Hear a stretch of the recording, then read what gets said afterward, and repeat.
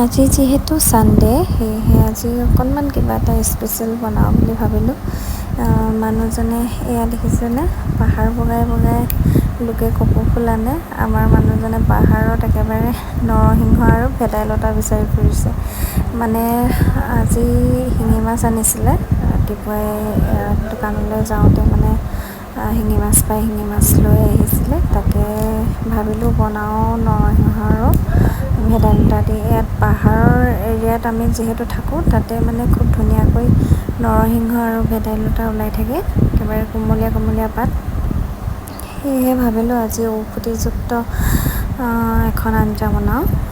তাকে কথামতে কাম, এয়া মানুহজনে আনি দিলেই বাৰু পাহাৰ বগাই বগাই। এয়া দেখিছেনে, এতিয়া যোগাৰ কৰি লওঁ বনাবৰ কাৰণে। শিঙি মাছ যিহেতু মোৰ গুচাবৰ কাৰণে ভয় লাগে, সেয়েহে মই গুচোৱা নাই, কিন্তু মানুহজনক কৈছোঁ অকণমান সহায় কৰি দিবা।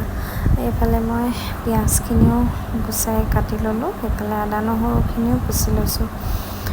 তাৰপিছতে দালিখিনি পতা হোৱা নাছিলে, যিহেতু দালি অকণমানো পাতি লৈছোঁ কুকাৰতে।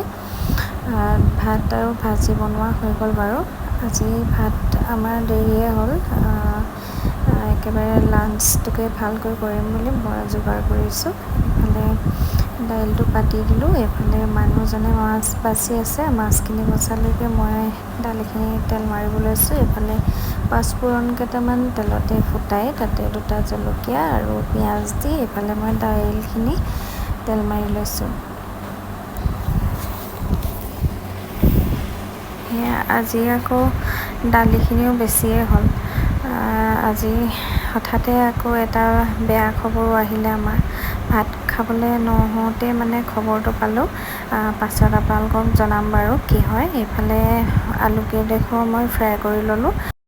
এইফালে আকৌ মানুহজনে মাছকেইটা বাচিও এটালে দেই। এয়া মই হালধি নিমখ সানি ল'লোঁ ধুনীয়াকৈ। এতিয়া মই তেলত এটা এটাকৈ দি ধুনীয়াকৈ ফ্ৰাই কৰি ল'ম। মাছখিনি হাফ ফ্ৰাই হোৱাৰ পাছতে মই আন এখন কেৰাহী পাতি তাতে মই তেল দি লৈছোঁ। এইফালে তেল দি মই পিঁয়াজখিনি তেলতে দি লৈছোঁ। আজি একেবাৰে লোকেল খানা বনাব লৈছোঁ দেই। আপোনালোকে এনেকৈ ভাল পায় নে নাপায় কমেণ্ট কৰিবলৈ কিন্তু নাপাহৰিব। এইফালে মই আদা নহৰুখিনিও দি ল'লোঁ। এইফালে মছলাৰ ভিতৰত মই ধনিয়া গুড়ি, হালধি পাউডাৰ আৰু গৰম মছলা অকণমান আৰু নিমখ দি লৈছোঁ। তাৰপিছতে মই ফ্ৰাই কৰি থোৱা আলুকেইপিচ দি অকণমান ভাজি তাতে মই যিখিনি নৰসিংহ আৰু ভেদাইলতা পিচি লৈছিলোঁ, সেয়াও মই পানীৰ সৈতে মিলাই দি ল'লোঁ। এইফালে পানী আৰু অলপ দি অকণমান সিজিবৰ কাৰণে মই ঢাকি দিলোঁ।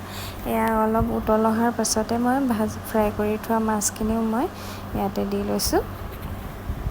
দি মই অলপ সময়ৰ কাৰণে মই ঢাকি ৰাখিম, সিজালৈকে অলপ দেৰি ঢাকি ৰাখিম আৰু।